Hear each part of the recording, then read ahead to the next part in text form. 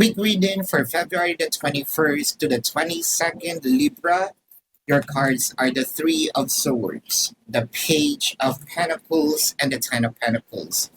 Maraming bagay dito na pwedeng na mga sinabi ni person no na nakasakit sa iyo kasi with the Three of Swords parang you're in pain right now, emotional pain, no? Page of Pentacles kasi meron ka mga hiniling, request na pwede sigurong hindi dapat ibigay or kayang ibigay pero hindi naman binibigay ni person.